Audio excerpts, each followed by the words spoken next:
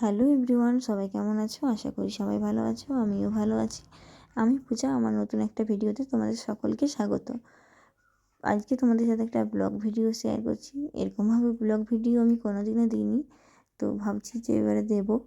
তোমাদের কেমন লাগবে জানি না, তো শেষ পর্যন্ত দেখে তোমরা অবশ্যই কমেন্ট করে জানাবে যে আমার ভিডিওটি তোমাদের কেমন লেগেছে।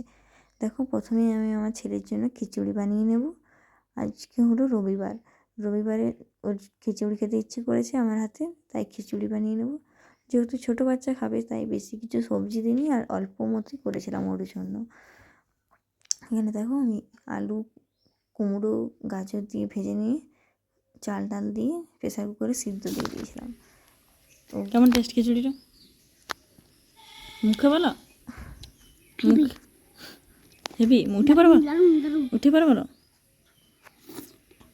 শুনতেই পেলে তোমরা ও কী বললো খিচুড়িটা নিয়ে। তো এখানে আমার দেখো সবজি কাটাকাটি হয়ে গেছে, কিছুটা হয়েছে আরও কিছুটা আছে, পরে কেটে নেব।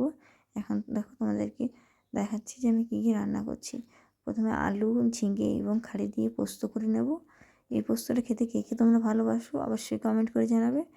আমার বরের পছন্দ নয়, আবার আমাদের সকলেরই পছন্দ। তো আজকে এই পোস্তটাই হয়েছিল রান্না আমাদের বাড়িতে, এবং ডাল হয়েছিল, বিরির ডাল। এখানে টমেটো আর শাক কেটে নিয়েছিলাম। এবারে টমেটো চাটনি করব আর শাক ভাজা। আমার এই ভিডিওটা তোমাদের কেমন লাগলো অবশ্যই কমেন্ট করে জানাবে।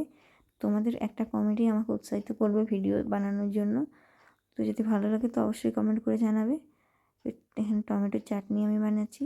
টমেটোর চাটনি আমার ছেলেরও খুব পছন্দ, ও প্রতিদিনই বলে মা টমেটোর চাটনি বানাও। তো আজকে করে দিয়েছি ওর জন্য টমেটোর চাটনি। চলো, আজকের মতো এখানেই শেষ। এবারে দেখা হবে পরবর্তী ভিডিওতে।